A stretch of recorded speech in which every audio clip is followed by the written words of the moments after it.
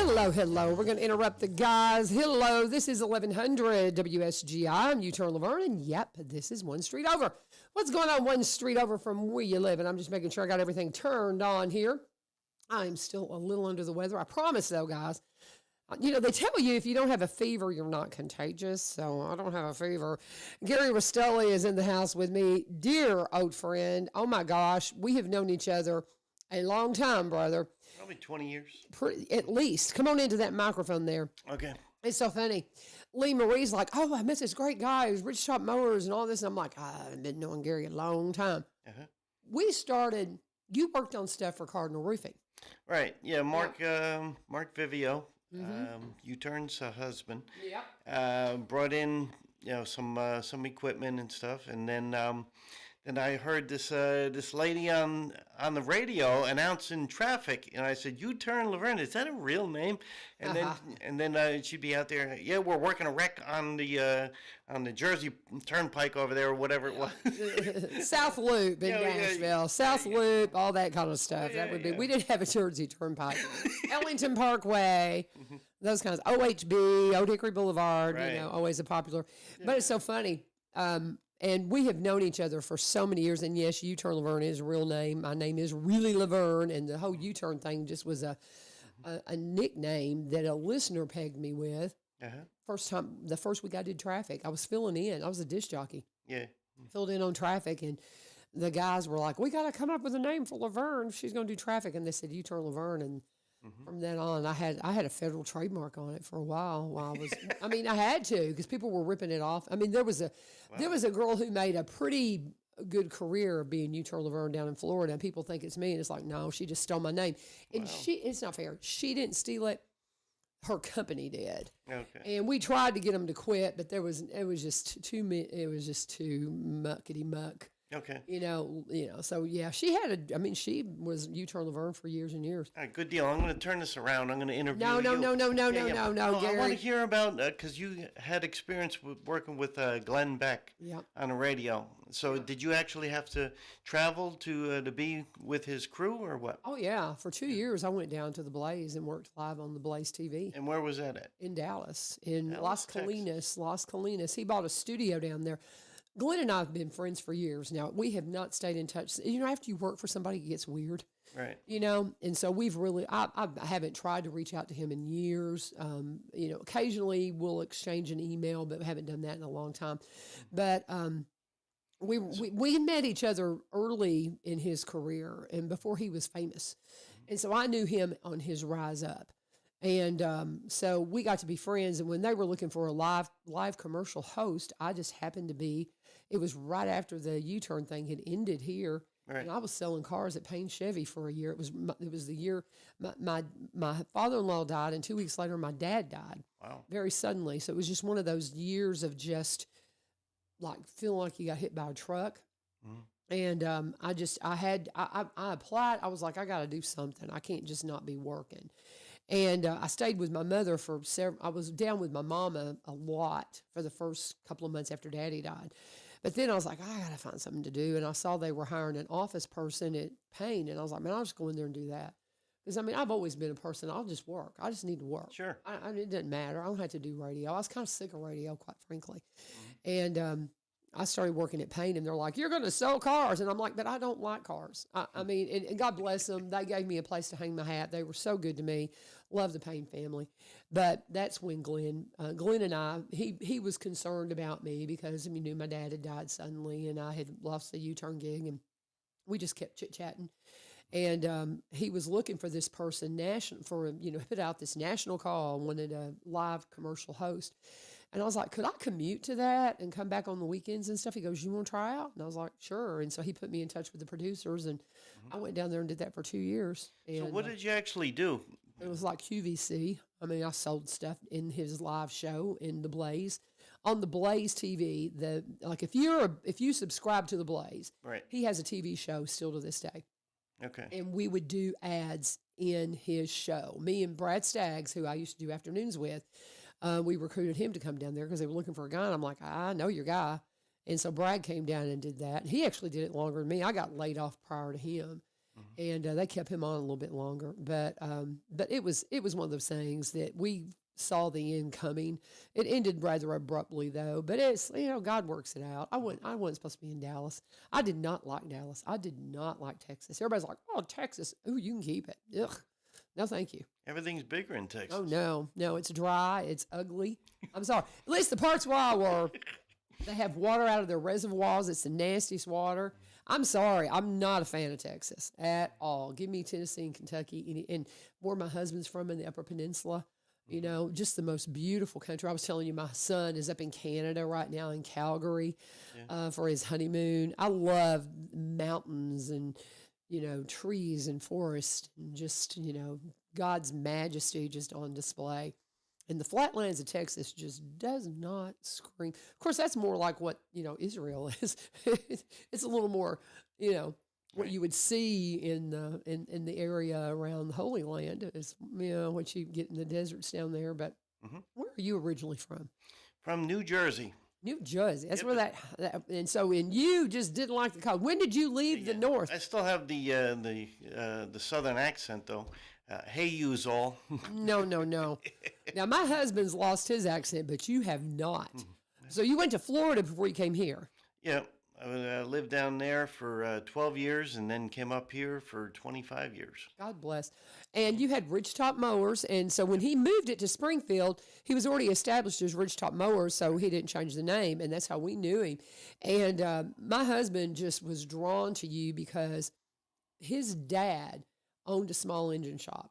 You echo what his dad was for him. And so he just loves your business. He loves what you do. He loves how hands-on you are and how you just are so personable. I mean, customer service. My husband just sings your praises constantly. He loves you. And I do too. And I've learned so much about you guys, though, through Lee Marie. I did not realize that y'all were so deeply spiritual and did all this, stuff with Samaritan's Purse. And your wife does Bible studies, and I'm learning all kinds of stuff about you guys. And I'm like, I didn't know all that. Yeah. See, when people say, you're spiritual or you're religious or so, I like to just break it down as like, my name is in the Lamb's Book of Life. Amen. Yeah. And if people don't know what that is, then their name probably is not in the Lamb's Book of Life. Yep. So that's what it breaks down. It's not about denomination. It's about a personal relationship with Jesus Christ, accepting Him as your Savior, as the payment for sin. Yeah, I heard. I listen to preachers and stuff all the time. I've gotten into this one, Keenan Clark. If y'all have not discovered this little on fire young man, I mean, he gets in and he's like, wow. I mean, he is such a preacher. And he was, I know, actually, it was another guy, George. I don't know. There's another talk show host. I can't remember his name, but there's just several young people that I've been following that are just on fire for the gospel. And the couple of them were talking the other day, and actually I can't remember all the names of who they were having a conversation, and one of them said something about, how that Christ took on everything for us. I mean, He took on the sin. He took it all on, and all of a sudden the host said, that's the good news. And it's like we talk about the good news. Well, the good news is we have been made pure through Christ. Right. And it's so interesting because we think, well, have you heard the good news that, you can have heaven? Well, no, the good news is we have been made perfect through the sacrifice, death, the burial, and resurrection. And then we rise to, death has no power over us anymore. Right. It's a cool feeling, guys. Oh, yeah. Man, you gotta want some of this, man. And that's why I love working with Samaritan's Purse. Yeah. Because somebody explained it really well. I forget where I was at, but they said, if you just walk down the street and like on a day like today, and you went knocking on doors, or you see somebody out there, taking care of their yard or so, and you want to present the gospel, and they're like, no, we don't need that, and stuff. But when you go up to them and, there's a tree laying on their house, and, they're fearful because they don't have homeowners insurance and stuff. Right. And the people across the street just paid $10,000 to get a tree taken off their house, and they're wondering what in the world are we going to do. And then Samaritan's Purse comes in there, and we'll take it. We'll take it off, and we'll tarp your roof for no charge. Yeah.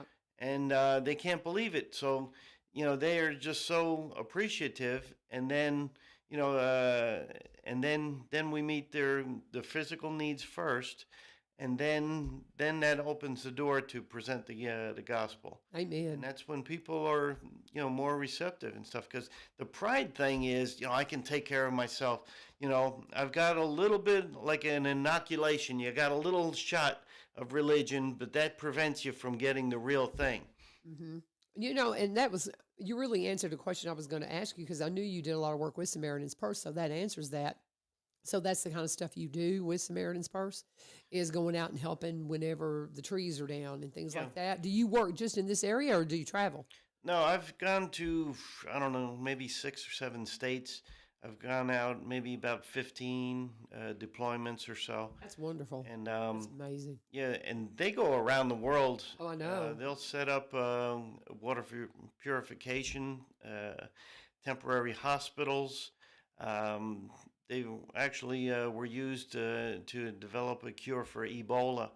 They found in Kentucky tobacco leaf, some kind of element that was effective in that. Isn't that cool? And they are getting ready to go to Haiti and to Jamaica. And please be praying. Oh my goodness, I have never had the opportunity to go to Haiti or Jamaica, 2 places I would like to go and do ministry work. I get to go to Mexico all the time and love going down there. But I've never been to the areas that they talk about. I have a lot of friends who have, and to see the pictures that my friends who have because I have all these relationships in Baja, down in the Baja, and when storms come through, you're just so worried about your Christian family there. It just breaks your heart, because you're just like, what's going on?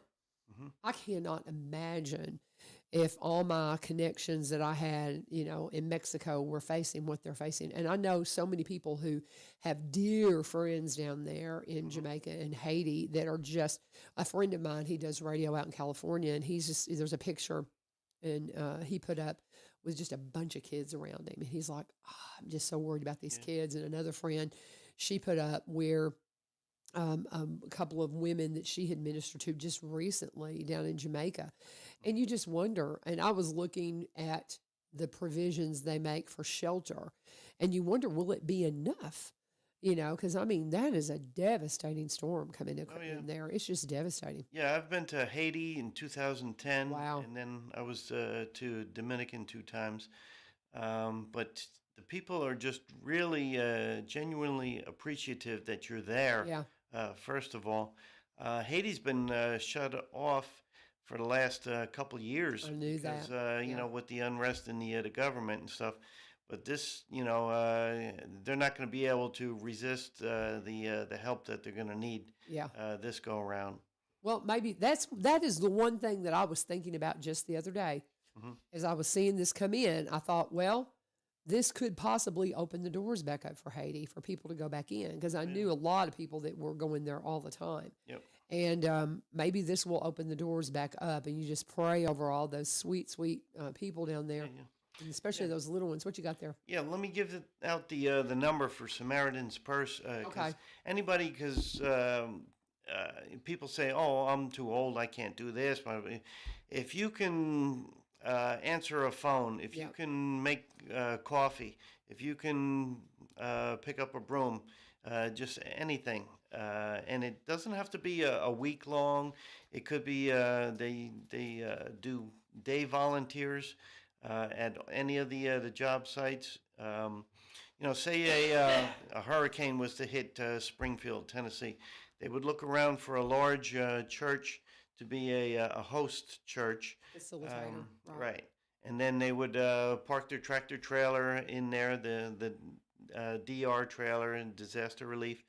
And then they would have shower trailers, kitchen trailer. So they were pretty much self-contained. And then they would use like classrooms in a larger church to do men's overnight volunteers and women's overnight in a different area.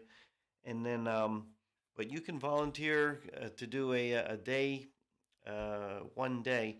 The phone number is 1 800 528 1980. Okay, do it again. Say it Yeah, again. 1 800 528 1980.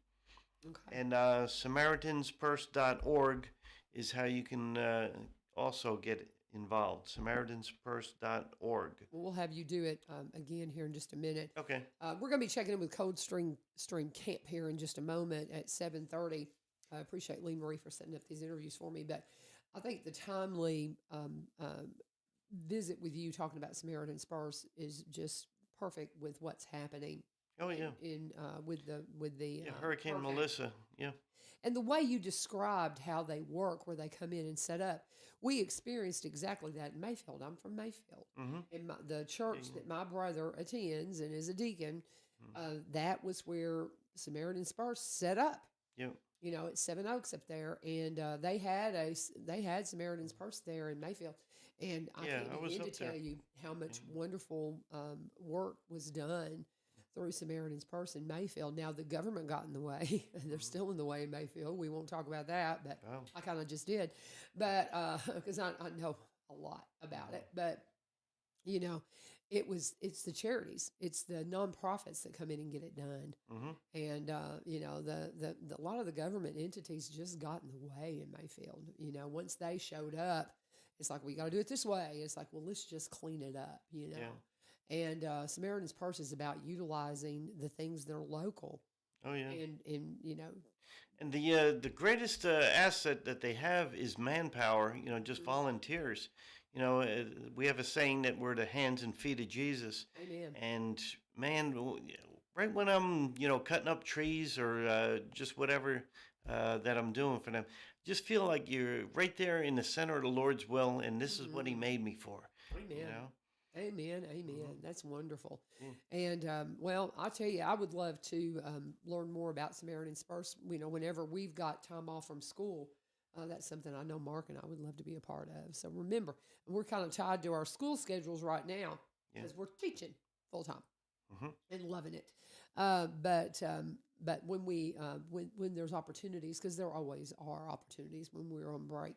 And so keep us in mind whenever school's out and call us and say, hey, come on, Vivios, let's go. Let's go do something. Because, I mean, we would love to be a part of that. It's just such a wonderful cause. I mean, I've never heard anything but just wonderful things about Samaritan's Purse. We've got a little bit of time. I want you to really talk to them about what you do in your business. You know, I mean, tell them what services you offer. I mean, it's not just mowers. Yeah, people ask me, how long have you been doing this? And I say, unofficially, 53 years. Oh, wow. I started when I was 10 years old, jumping over the junkyard fence and dragging home mowers. And then I got a job when I was 15 up at a shop in New Jersey, Chestnut Lawnmower, in Union, New Jersey. And they had recently shut down. So I'm going to be doing kerosene heaters now that the lawnmowers have slowed down, and it's a good idea to if you do the your own maintenance or so, if you can drain out as much gas as you can and then run it until it's completely out, that would be the best way to store your lawnmower. Really? Yeah. Oh, I would think that you would need to leave some gas in it. No. Well, if you do, put a good, strong dose of like a ethanol shield or mechanic in a bottle. Oh, okay. That's what I recommend. And because what happens is you get like an ounce or two in the carburetor bowl, and then you've got a tube going down through it, which lets air in there, and then when the octane or the vapors evaporate, then it turns into varnish, and then the mower won't start in the springtime. Okay. So, well, that's one thing that Lee Marie wanted to make sure we covered is you need to run them out of gas. Run them out of gas is the best way, is just run them out of gas and then put them up for storage, right? Yeah. Okay, cool. I did not know that. Yep. Huh. So I don't And know if my husband knows that or not. yeah, if it's like on a larger machine, like a zero turn, usually there's a fuel valve on it, to switch from side to side gas tanks. Some of them do have it, some of them don't have it. But if you have it where you can put the fuel valve in the middle, Okay. that shuts the fuel off, and then just run it till the engine stops. Okay. I And did don't not know forget that. to turn the key off. Oh, of course, because you'll run the battery down. But, and we run bush hog with a tractor now. I don't know that we do. I mean, every time we get a good push mower from you, one of our children takes it. Yeah. You know, they all make more money than we've ever thought about making because they all do very, very well. But they'll come take our mowers. Uh-huh. And it's like, kids, come on. But they're like, well, I've got so many things out here. And it's like, well, that's the only push mower I got. No, it's fine. We've given it to them. But they know if they get one from you, it's going to work. Right. And do you have any good deals on some used ones right now? I don't have anything at the shop right now. Oh, you're kidding. Okay. No, I'm just a parts and service. Okay. And just basically a one-man shop. I do have Steven come help when I'm busy. Okay. And but I stock probably about over 1,000 belts. Most shops don't have 50 belts right on the so on you the have rack. 1,000 different types and different things. So, but do you, when you get used mowers, are you going to start carrying used mowers again when you get them, or you just don't have any now? Yeah, I'm not really big into that. It's really not my thing. Okay. I'll do maybe 10 to 20 push mowers a year, maybe about 4 or 5 riders. We've gotten push mowers from you several times. Yeah, and zero. again, my kids keep taking off with it, and I like push mowing for exercise. I like just kind of trimming just for the exercise of it, and but yeah, I'm more about restoring, a push mower. A lot of times I can repair one for a lot less than even the price of a used mower. So what about weed eaters and things like that? Usually it doesn't pay, because the shop labor rate is $100 an hour. Right. So you can't work on a weed eater for 2 hours and charge $200 because you can go buy a new one. Yeah. So gotcha. unless it's something really simple, then it wouldn't pay. Would you have a favorite? Because weed eaters to me are kind of my nemesis. I mean, they just drive me out of my mind when I try to use them. They just, don't work right. Would you have one that's a favorite brand that you would say, hey, if you want a weed eater that is going to work and it's going to stand, do you know anything about those particularly? Yeah, they've come a long way with the battery operated, and I do like the Stihl brand. Okay. And they sell those at Ace Hardware and Walker. And my wife was actually wanting to help with some of the weed eating, so I got her a really lightweight, Stihl rechargeable.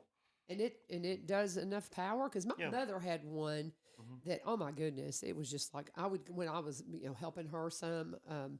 I would go up there and she had one that was battery operated, and I was like, just give me some scissors. Let me just take the scissors and cut it, because it was just so frustrating. So the Stihl ones have some power then. Yes. Okay, good to know. Yeah, and you can get different versions of them, Okay. But, well, what about mowers? Before we run out of time, what mower brand do you have a favorite? My favorite zero turn used to be the Hustler, because I mowed with one for probably 10 years or more. And then I went to a Ferris, and man, I really like that. Really? Oh, yeah. Okay, and that's a zero turn? Yes. Okay. It's got suspension on it, so it doesn't beat you up as much. Okay. And it's got a lot of power.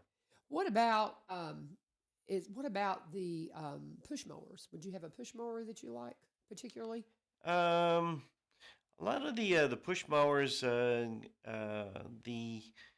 Briggs and Stratton engines are made in China with the plastic carburetors. People ask me, are the plastic carburetors any good? And I say, that's what helped pay for this building that I'm in. Okay. So, yeah. So, I mean, even brand new ones, if they sit for 2 months with fuel in them, You got to take the carburetor apart and clean the little plastic jets Gotcha. in there. Gotcha. Well, have you seen, this is, I was going to show you this little video if I can get it to play. This is my nephew's, oh, it's not going to play. This is one of those robotic ones, robotic mowers. And I can't remember, they researched it for a long time. It's not going to play. Yeah. And I can't remember which one it is because my brother, they looked it up for a long time. And this one is really highly regarded. What do you think about some of the like the Roombas? They look like they act like a Roomba, but they're mowers. Yeah, I just came from the equipment show. I was up there in Louisville, Kentucky. Oh yeah. Thursday, and they had about 3 or 4 different manufacturers, but they've had those robotic mowers for 15 years. You know, and I'm sure that they've come a long way. They put it's kind of like an invisible fence for your dog. Right. You know, they put the boundaries on it, and then this thing is, you program it for however long, you know, how many days you want it to do, and it'll go out at random, and then it knows where it had been, and then it returns back to the charging station, you know, after. When the batteries get low on it.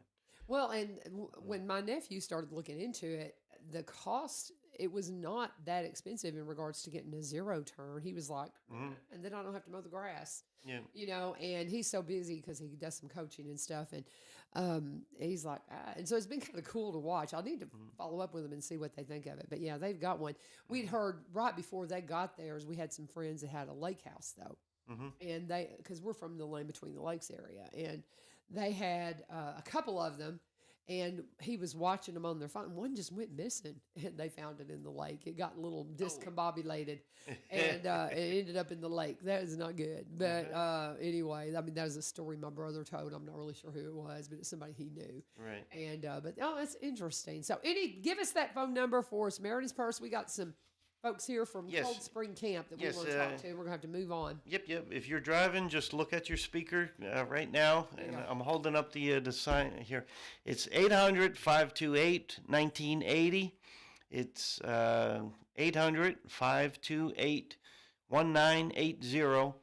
And they will explain anything from Operation Christmas Child, where they take toys and dental or hygiene supplies and stuff, and things like that. Right, and they'll send them in shoe boxes around the world, like thousands and hundreds of thousands, millions. So, and then there's SamaritansPurse.org, and once again, if you can volunteer 2 hours, 2 weeks, anything in between. All right, and it's 800-528-1980. I'm going to hang on to that. And SamaritansPurse.org. SamaritansPurse.org.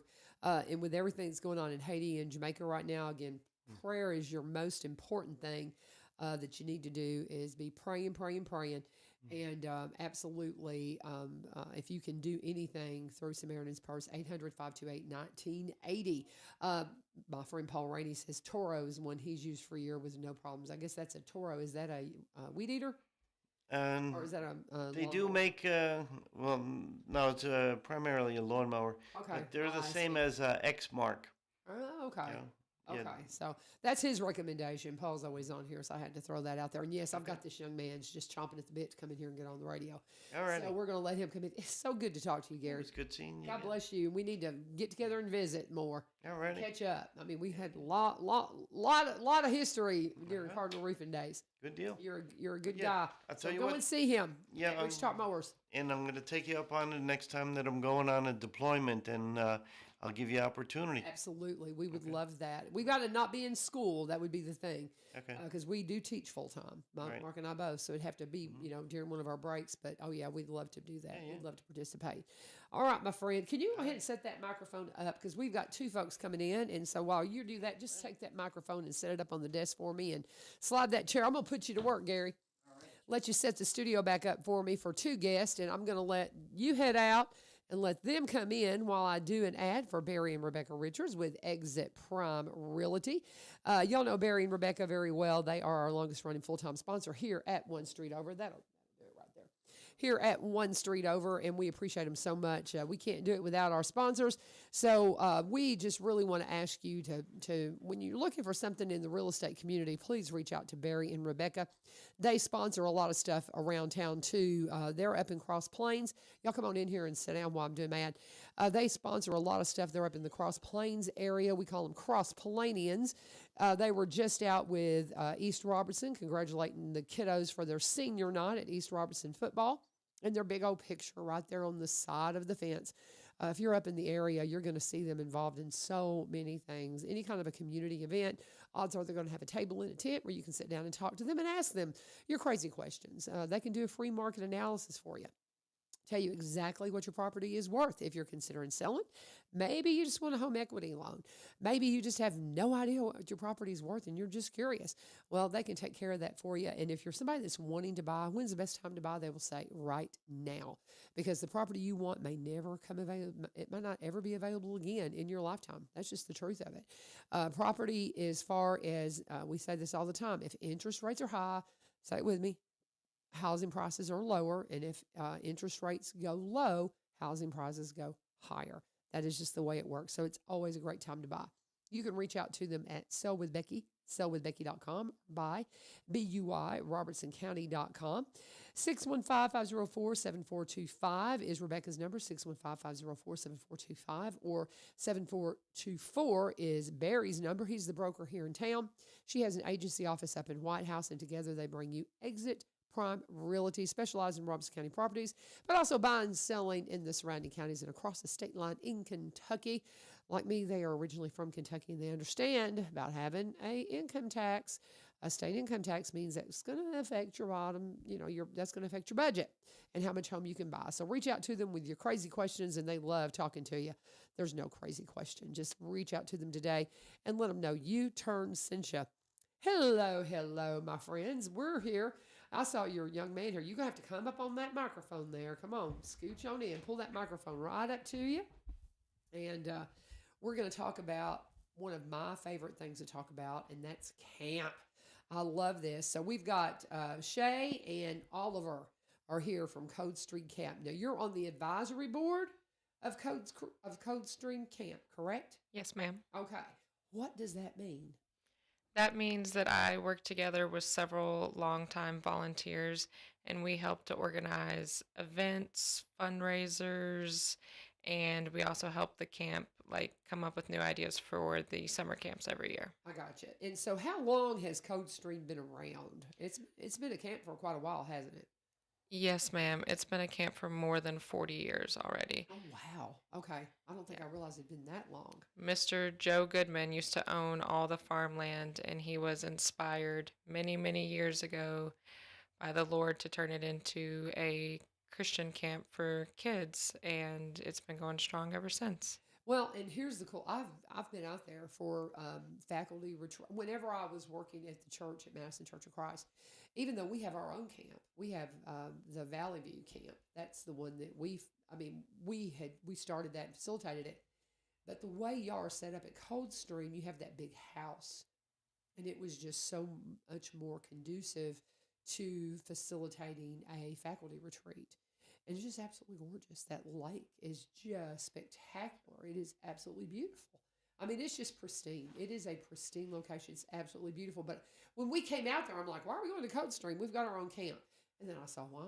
Because it's just different. It's got a uniqueness that we just don't have. We have the big main hall and then the cabins. But that house just makes it, you just can accommodate all kinds of things. Wouldn't you say? Yes, ma'am. And I think Coldstream was also unique because, every time I've ever been on campus, you feel the Lord's presence. It is just a special kind of peace and joy and just comfort that you get from the Lord as soon as you drive onto Coldstream's campus. That makes a difference. Yes, absolutely. You just feel the presence there. I love that. And I imagine that's intentional. Yes, very much so. It's actually not that far from town. It's really only 15 minutes from Springfield. It's only 20 minutes from Clarksville. But when you get there, you feel like you're separated from all the busyness of the world. Right. Well, and I know that some friends of mine that are a Messianic church, they just celebrated the the is it Sukkot?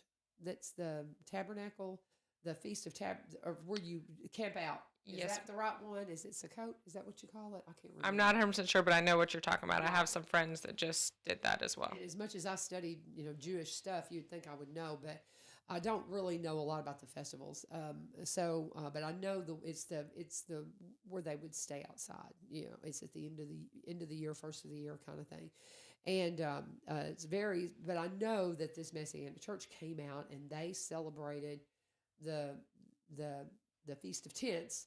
Yeah, out Feast there. of Tabernacle. Is that Is it the right one? Tabernacle?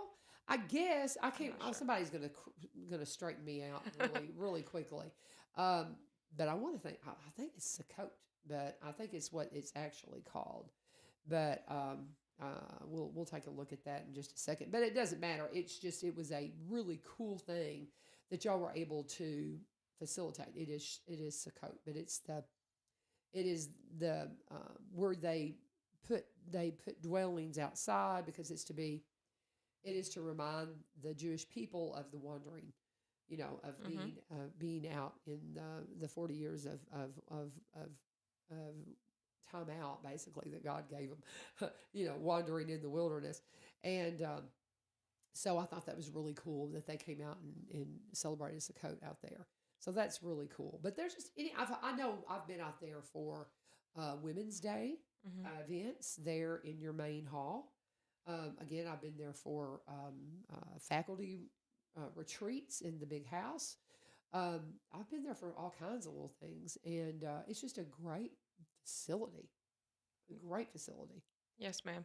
And some other things that we do is like Boy Scout or Trail Life groups will come out and do their annual like camping trips there. Okay. And this year we're actually bringing on a brand new event. We're going to host the first ever Coldstream Fall Festival. Okay. And that's going to be on November 16th, and it is open to the entire community.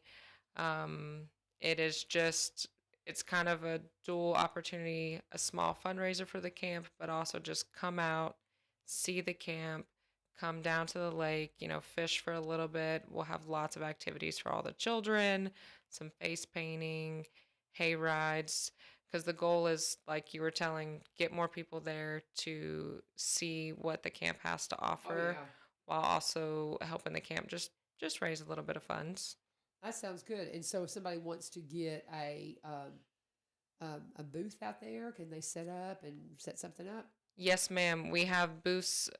You can purchase a booth with the online thing that I can share with you. Okay. But any business can do that. I believe they're $25, and it's a 3 to 4 hour event. So you could be out there promoting your business the entire time while you have people from Adams. You're going to have people from Clarksville coming, maybe some people from Cheatham County, Robertson County. We have a pretty wide fan base, so you're going to get a lot of showing if you're able to come out to the camp. Give everybody the date again. Yes, ma'am. That is November 16th. Okay. So it's going to be a Sunday afternoon from 3 to 6.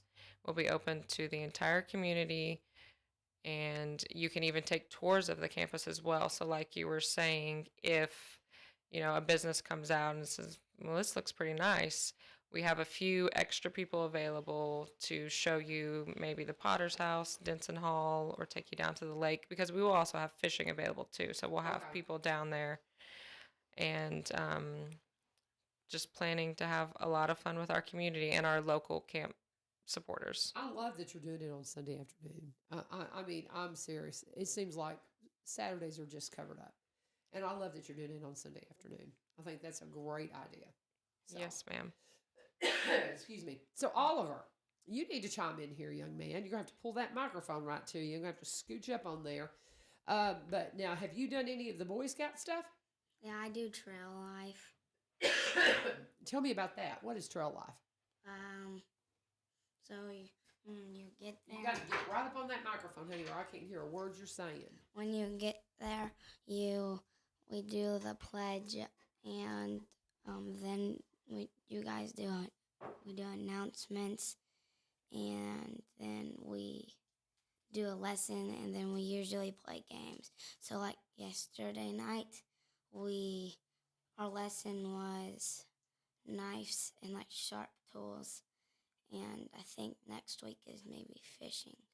So it's Okay. a lot like Boy Scouts, but you have the Christian aspect because your troop troop 0431 always does a Bible study, and Okay. we're always incorporating Christ into the lessons. Okay. So how can somebody get involved in that if they want to do the Boy Scout kind of thing, but they really want to have that Christian influence? Well, Trail Life is a nationwide organization, so you can go on that website. Okay. I had never heard of it. But if it's somebody local, we have a Trail Life group at the Grove Church in Greenbrier. Okay. It's only 15 minutes away. And like I said, it's basically what you think of with Boy Scouts, but they are very adamant about maintaining the Christian influence. We have a troop chaplain. They pray before everything, and all of the skills that they learn, there's Christ is usually infused in that. And Trail Life has partnered with Coldstream Christian Camp, so they will do some of their camping stuff out there. They also do an annual fishing rodeo in the spring to promote, getting more boys involved in trail life and just Coldstream Christian Campus as well. The fishing rodeo that you are involved in, does it have any connection to the one that the Wildlife Resources Office does? Is it the same time? I think so. I don't have all those details. Danny Taylor is another Okay. gentleman that works with Coldstream and also works with Trail Life. He usually manages all that. I do believe, I know that he gets the TWRA involved and they come out to the camp, Okay. but I don't know if there might be more than one. Yeah, because there's a big one at Travis Price, and it's a free fishing day, and so it may be all kind of connected to that. I don't know. I had never heard that. But Oliver, what's your favorite thing about Coldstream? Get right up on that microphone for me. Kind of scooch up That's there. a hard for me. one. What's your favorite thing about Coldstream Camp? Probably.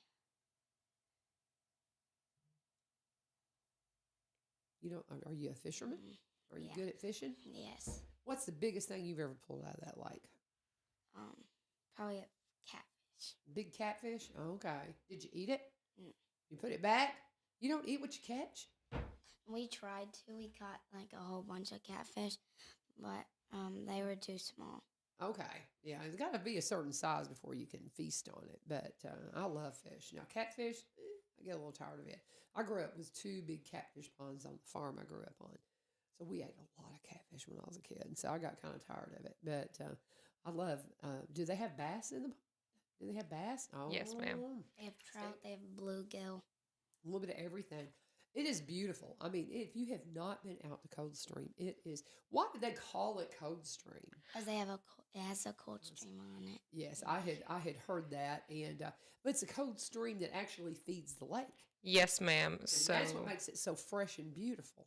yes, and it is frigid though. We usually have a group of kids from the summer camp that are always they get real hot in the middle of July and they're like, we're gonna go sit in the cold stream, and they come back freezing, but they're all happy about it. Yeah, yeah. But it's a very cute little hike. So you've got the big lake and you can kind of go around it and up a little bit of a hill, and that's where you see the natural cold stream that feeds into the lake, and it's where we get our name from. I love it. And we had our youth group's been out there a few times for some youth events and youth weekends and things like that. And I've heard those stories. Yes. I've heard those stories about the sitting in the cold stream and how cold it is. And some of them have done it at this time of year. And it's like, it just freezes me. But I've seen pictures and things like that. It's just a beautiful camp. And it's particularly beautiful in the fall, which is not something a lot of our fans have really gotten to see, or the community, because we've never had a fall event before. But it's gorgeous farmland, that beautiful lake, and just being there when the leaves are changing. It's got a little bit of a crisp morning air. It's especially beautiful. I know it. And so do y'all have events throughout the year, or is there a season like from this date to this date? Well, that's what we, as the advisory committee, are trying to start. Okay. We have another event. I think this will be the 3rd or 4th year. It's called Christmas at Coldstream. Oh, fun. Okay. And that one is going to be December 14th this year. It's also for the entire community.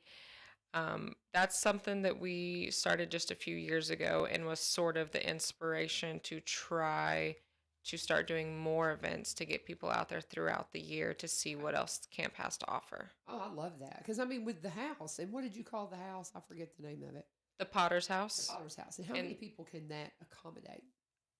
Do you know? I do not know exactly, but it's a lot. It's a lot. We usually, almost all the camp staff can stay there during summer, like in between the summer camps and things like that. I think there's at least 5 rooms that could hold multiple people. Right. So it's a pretty large. And then we also have the Lakeside Cottage, which is where I like to stay. Yes. Because it's so adorable. That can easily fit at least 6 comfortably. And it's literally on Coldstream Lake. And so you have a little bit, I mean, you the feel water's even, right there. yes, Yeah, beautiful. a beautiful little deck where you could go out and fish off of if you wanted to. But so we have the Lakeside Cottage and Potter's House that people can regularly stay in and just enjoy the camp life. Could I possibly rent just the Lakeside House? Like if I wanted to bring my grandkids out and fish? You absolutely can. So you just go onto Coldstream Christian Camp's website, and there's a section for like all of our youth camps. There's a section for events, and then at the bottom there's a section for rentals, and you can rent any of the properties on the campus. I love it. And do you know how many campers you can accommodate? How many cabins do y'all have? We have, yep, go ahead. 8. We have 8 cabins. 8 cabins. Are they 4 for girls and 4 for boys, or sometimes are it all boys and all There's girls? usually 2 for boys and the rest are for girls. Oh, really? That many more girls than boys? Well, the 2 boy cabins are significantly larger as well. Gotcha. So it actually typically balances out, but the where we have the boy cabins located, there was just more ability to make the larger cabins. And we do, as of a couple years ago, have an ADA accessible cabin as well at the very front of the property. Yeah. And that, so technically now we have 9 cabins. Okay. That one obviously isn't always used, but we have it available if it's ever needed. Gotcha. And with boys, they don't need as much space as girls. Girls want all their things and all the things. I mean, I'm a boy mama. Trust me. Boys are like, yeah, we're good. I just need a bed. No problem. We have to cross a bridge to get to it. Oh, to get to the boys' camp? Yeah. Okay, that keeps the girls and the boys separate. Yes. So, I mean, obviously, we're a Christian camp. We do care about those values, and we keep the boys across the bridge, and the girls are all kind of a little closer to camp. Okay, and Lee Marie's chiming in. She thinks the Potter House can fit about 20 with some people using cots. So, in other words, that wouldn't be full beds, but they have like cots and stuff. And that's, I mean, when you're doing those kinds of retreats, that's expected. But I was thinking you could do 15 to 20. Yeah, I was thinking 15, but I didn't want to overstep. I think we've had 15 in there from Madison when we've done staff retreats and stuff. And we've had retreats where some people stayed overnight, some didn't. And some just came and were there during the day. Just like myself, there was I didn't spend the night because I live literally 10 minutes from there, so I'm like, I was so close. I went ahead and, went on to my home, but just enjoyed it so much being out there during the day. It's just it is so beautiful. I can't say enough about it. It was one of those things. I was like, when they told me the first time I heard of Coldstream, I knew that the youth group was going there for a weekend. And I was like, where's Coldstream? And they told me, and I'm like, that's like in my backyard, and I got to looking and I went out there to see it and I was like, what? How did I not know about this? And then, had the chance to go out there and spend some extra time whenever we had the retreat. But I think that's one of the things too. So many people don't even know it's there still. Yes, ma'am. You say Coldstream Camp and they're like, what is that? So that's one. I love the fact that you're doing this fall festival because it'll get more people out. Yes, and that is definitely our hope because, people talk about things being the best kept secret. Yeah. We don't want it to be a secret that Coldstream is out there. We want the Lord's work to be shared with the entire community at Coldstream. And so this fall festival, again, is November 16th from 3 to 6. It's just a good way to get your family out there. We're going to have some, fall type games, the hayride, snacks and things of that nature. And then also we have the Christmas at Coldstream on December 14th, where the community can come out for that as well. On December 14th is Christmas at Coldstream. Now, I know Lee Marie is saying there is a $5 charge for the Fall Festival. Is there a charge for Christmas at Coldstream? There is not. It is just a strictly donation if you can type event. Okay, so is that the case with the Fall Festival as well, or is there definitely a $5 charge? There is a $5 charge for the Fall Festival. We're trying to do that one a little bit more of Make it a fundraiser / community event. So if you can do more, then maybe, give them $15-20 for somebody that can't, and you can pay it forward. Yes, that would be fantastic. Yeah. And I did want to say at Christmas at Coldstream, we are doing a silent auction. Oh, fun. So that's just another way to get the community out there and get involved. And it is a little bit more of a more reserved event, Christmas at Coldstream. We will have a lot of worship music there that day. And we usually, of course, go over Bible verses about Christ, and then we have a big prayer event for the camp, for the community, and things of that nature. And that's on did you say December 14th? Yes, ma'am, December 14th. So that's on a Sunday as well. Yes, about ma'am. The same time frame as the Fall Festival? Yes, that's what I was just checking, 3 to 6. Yes, okay. Ma'am. So put those on your calendar. November 16th from 3 to 6. And then December 14th from 3 to 6. And so will you have trees set up, and for the what's going to be the atmosphere when I come in for the Christmas thing? It will be just very calm and serene. Yes, we have a few Christmas trees. We will have like hot cocoa, apple cider, things like that. Immediately you'll have some Christmas worship style music kind of playing in the background. And it is probably what you would think of it like a Christmas church service, but with just a little bit more camp energy, if that makes sense. Yeah, because it's beautiful and it's pretty, and you get to walk along the lake and do all those kinds of things too, and just enjoy that. And it'll be a little bit darker, so I'm sure any lights you have on will be, beautiful. I'm sure, it'll be beautiful. It'll be just beautiful out there. We decorate Denson Hall usually with Christmas lights, and it's just fantastic to see it like that throughout. Just if you're wanting to get in the Christmas spirit and you're having a hard time getting into the Christmas spirit, this would be a really good place to go and check out on December 14th. Yes, ma'am. From 3 to 6. And then November 16th from 3 to 6 for the Fall Festival at Coldstream. Go and check this place out, guys. Again, a very well-kept secret. And more people are finding out about it, but I'm stunned at how many people do not know about it. And it is absolutely beautiful. It is pristine and so well taken care of. I can't say enough about it. I absolutely love it out there. Yeah. So tell them again how to get in touch and how to book. Tell them what the website is and how they can book anything. ColdstreamChristianCamp.org is where you would go. And again, you will see right away our youth summer camps. So those go from mid-June all the way through late July. And we have camps for kids of all ages. We even have day camps available. Like if your kids aren't quite ready to stay the night at a camp, that's fine. You will also see on there where you can rent the properties and things like that. Like you said, you can rent the cottage, you can rent the Potter's house, you could rent the entire campus if you wanted to. And then you will see also the events that we're doing. And like I said, we're trying to add more events throughout the year so people can see what all camp has to offer. Do they have a fireplace in any of the cabins? Oh, not in the cabin. No, we have a big campfire pit kind of right down past Denson Hall. And then we have... by all the girls' cabins. Yeah. Yes, it's right in the middle. Go ahead. So you got a big bonfire place? Good. Yes, a fantastic bonfire place. And then we have a very large fireplace in Denson Hall, which is kind of the main area that we do a lot of our events. Right. I've been in Denson Hall. That's where I've gone to some women's events and stuff. And I was thinking there was a fireplace in there. Yes, ma'am. Yeah. So, because I'm sure it'll be all fired up for Christmas. And yes. fall. If it's cold enough. We might. We're also making some very specific Christmas camp attire that'll be for sale for the Christmas event. Okay, what does that mean? Like some special T-shirts or? Either T-shirts or sweaters. Yes, okay. We are, as you can see, we're representing with our Coldstream T-shirts. Yeah. We love a good Coldstream T-shirt or sweater, and a lot of times we'll make them for our events and things like that. Very good. So you'll have some merch that you can get at the events as well. But so anything that we're missing that you want to make sure we know about?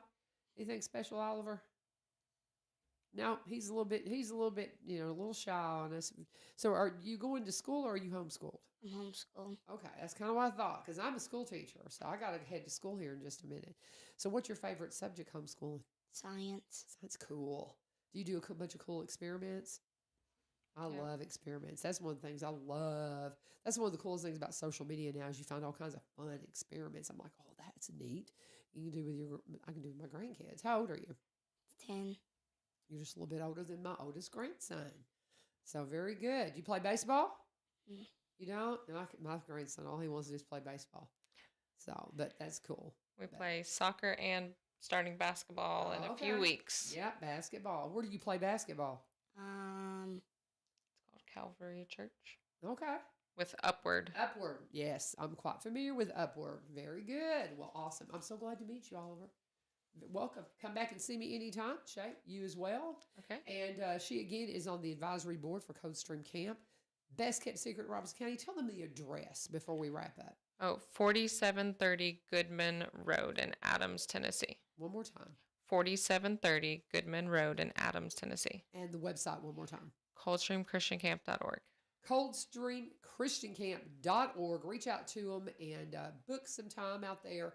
For sure, go out to the Fall Festival on November 16th from 3 to 6, or the Christmas at Coldstream on December 14th from 3 to 6. It's going to be a good time. You're going to love it. It is absolutely beautiful. Thank you guys for joining us. Thank you so much.